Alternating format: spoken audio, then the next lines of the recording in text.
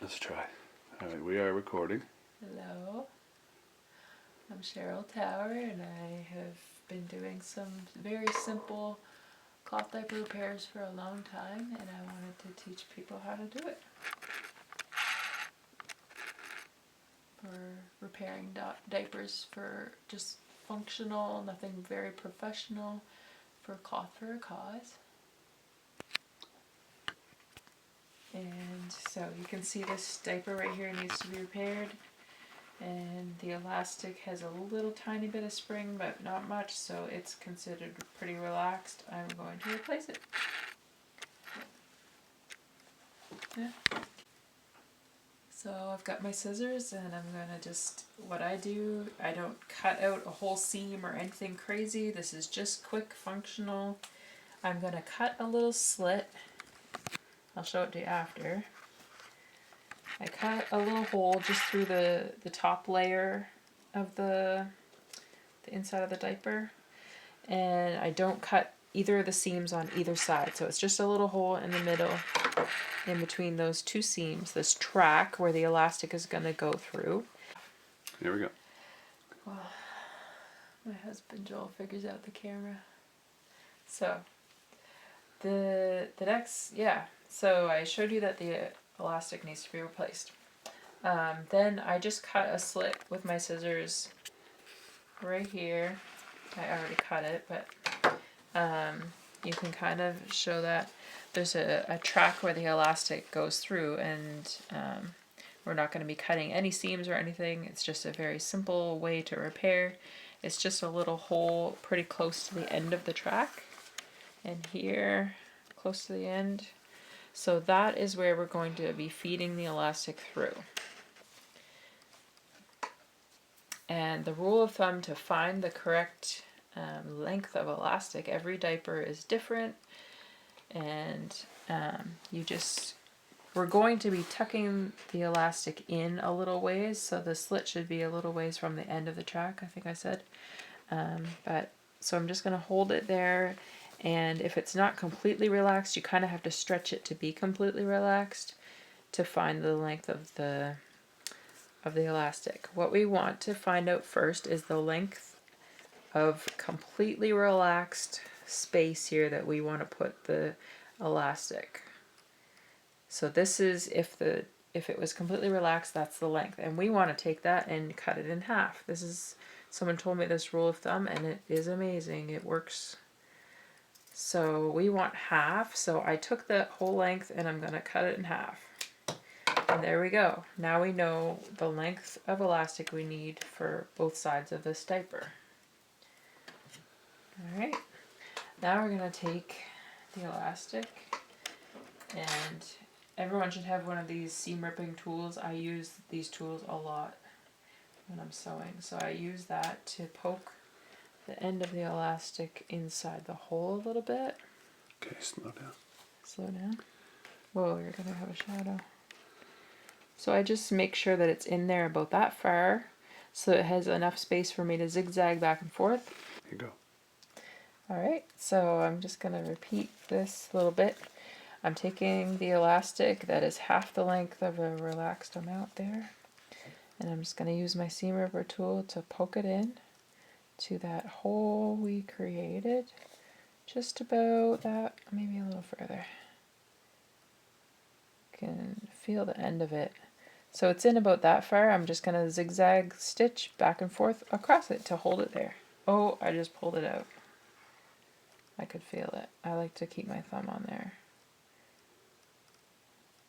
You get more used to it as you do it.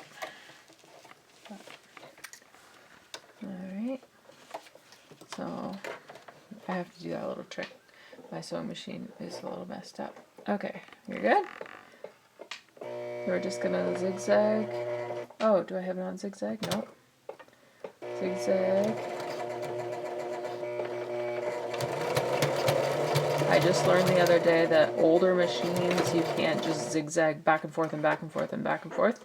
You have to stop and then go back and then go forward, and then you have to stop every time. I don't really like that. But anyway, that's it. You can You're really close. So then you just kind of test it, make sure it's in there real good tight. It's good to go. You cut off the threads, the seam ripper, my lovely seam ripper, and you can see what I did on the back of the diaper. You're creating a shadow. Okay. It's just a white stitch back and forth, so if it's a dark colored diaper, who cares? I just use white thread. Once in a while, if I'm fixing them and someone's paying me, I will try to match the thread, but if I'm just doing a bunch of repairs real fast. Okay, what are you doing? You need to explain that. Okay. Well, yeah, I can right now. So then, okay, yeah, you're right. Oh, I told you these tools could get stuck. Okay. My husband, you could zoom out and see all of me now if you want, but no, this is good. This is just a long metal tool that my husband helped me make. This is the original, whoa, this is what the original end looked like on these tools. It's for hanging IV bags at the hospital. The old IV pumps that we used to have, we had to hang a bag lower than another bag, and gravity would help it run properly. Anyways, we don't do that anymore at the hospital, so I got a few of those sticks before they were gone. And then we found this great use for them. It's a little hook. So, and Slow down. it's a pretty good length. I'm only getting the middle of the thing. You keep moving it around. You have to Oh, hold right it here? still. Did you get the other one and this one? Yeah. Okay. I Well, wanted to see anyways, both we're going to ends. use this hook to help me feed the elastic through. So I'm not going to forget about the elastic and just poke it through the track all the way through the hole on the other end. Got it? Yeah. Then the tricky part, which I'm really used to now, I just make a knot around my finger just like I would be tying a balloon. That's what it feels like to me. And then I have this little loop and I just put it around that, tie it on real tight. You can tie it around that if you're more comfortable with that. I like to make the knot and then put it over the hook. So then, So, wait. Let me get a good shot of that. honey, I think people can figure it out. Okay, I'm just gonna, the end of the hook is a little bit jagged there, so I'm gonna just kind of wiggle it back and forth as I pull it through. Hopefully it won't get caught anywhere. If it gets caught, you just kind of twist it back and forth. I'm pulling it through. Once in a while, the knot will come off of this tool, and then I have to kind of start over with feeding it through. It's caught up a little bit here. Usually never happens to me, but this might be one of the newer tools that isn't made the same. That your husband made recently. That I got him to make more, so more people can help me with repairs. Okay, it came all the way through. I got the knot still in it. Sometimes the knot will pop off as it comes through. And I just pull it all the way to the max so I have as much as I can to work with, because we want to repeat what we did at the beginning and just poke the tip through into here a little bit. And I'm going to zigzag back and forth with that. So you have to be careful not to let the elastic ping back. Just a sec. My machine has a problem, so I'm just dealing with that. Okay. Now I'm just zigzagging back and forth, the same thing. So if it was an older machine, it would take a little longer, but I just go back and forth about 3 or 4 times and cut it. You don't need to zoom right in on that, honey. Alright, and cut it off. Well, you could test it before you cut it off, I guess, but then you just pull it. And look at that. Look at the difference. Look at the difference between... I gotta zoom out. Okay. Okay. Look at the difference between the relaxed side and what we just did. It's awesome. And that's so super quick. You want me to do it the other side? Thank you. Here's the other elastic. I was looking for it. Okay. I already have the holes cut. I gotta focus. There we go. Okay. So I already had the holes cut. I cut all 4 holes in the beginning. That's what I like to do, and try to make sure that the holes are the same on both sides, so it's not 2 different lengths that you're doing. So I tucked it through a little bit there. We're gonna zigzag. Making sure.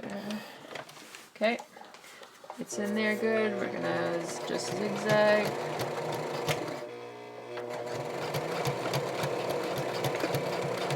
I can teach you another problem that can happen during this. I just thought of. Sometimes when you zigzag back and forth there, you kind of get a little too far. I'm gonna test it. Just a second. I'm way out of here. Okay. I'm gonna cut off the thread, and then we'll talk. To keep my thread as okay. So I tested it. Once in a while, when you do that zigzag, you can go over the hole and like just say it was zigzagged there and you can't get to the hole anymore. I just kind of just use my seam ripper and just, or the scissors or whatever, and just slice a new hole instead of taking it all out and doing it again just because you need a hole there. Does that make sense? Mm-hmm. All right, so we'll go ahead, poke the tool through.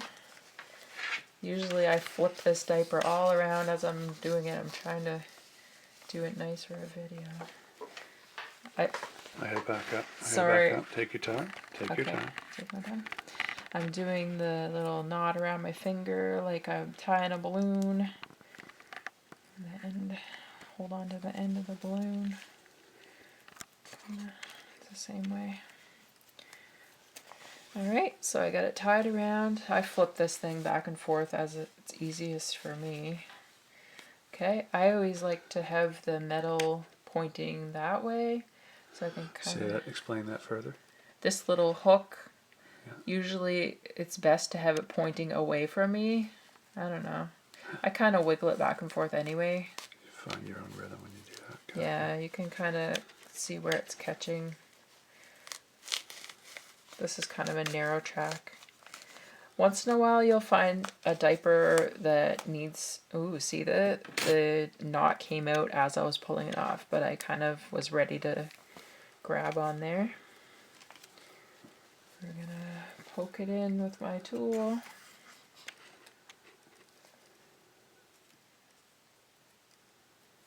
Kind of use the tip of it to grab the elastic. You can feel with your thumb to see how far the elastic has gone in.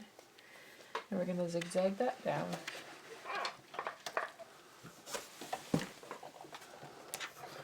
I clamp down the, I don't even know what this part of the machine's called. Foot. The foot. I clamp down the foot to hold the elastic in place before I let go of the elastic, because the elastic is ready to pull against.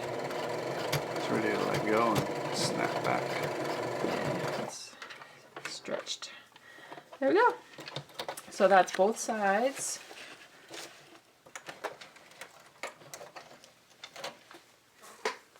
That's both sides. Cut the... Okay, wait. Well, Wait. you don't need to see me cutting off the thread. That's pretty basic. All right. It's okay if sometimes the hook, you twist it back and forth so much that the elastic is actually twisted around there. That doesn't really matter. It still functions. And look how nice that is. Look at that. It looks brand new. The only thing is you can tell Cheryl Tower did it. I got in close. It's really hard for me to even see. The thread is going back and forth. I should have got a dark color diaper. I can't focus. Well, you got a shadow too. No, I can't focus. Oh, here we go. Okay. Hold still. You can see the thread going back and forth. It's okay. It's all good. But yeah, look at that. It's a nice good elastic. Then if you have like this back elastic, I wouldn't even replace. That's like, it's got half. It's pretty good. But if you need to replace just the back and you've got like the slit there on either end, are you focused at all? I'm not that close, but I can zoom in. But you could just go way back. But yeah, if you want to find the length and you've already got the holes there and you measure it out as the relaxed length here to here, and then you don't cut it here and find the half. Of course, you're just going to be using the half. Get it? Say it again. Sorry, I'm focused on camera. If this is the full length, yep, and you want half, don't cut it off there and then cut it in half. Just fold it in half and only cut it there to get the half. Yes. Right? Yep. But I'm not going to do that because I think this diaper is just fine. This has been repaired in this short little video. Boom. I'm going to back up and zoom in on you. Anyways, that's the end of this little tutorial for Cloth for a Cause. Quick, simple repairs with a blurry video. I'll try again another day, but that's about it for teaching purposes at this time.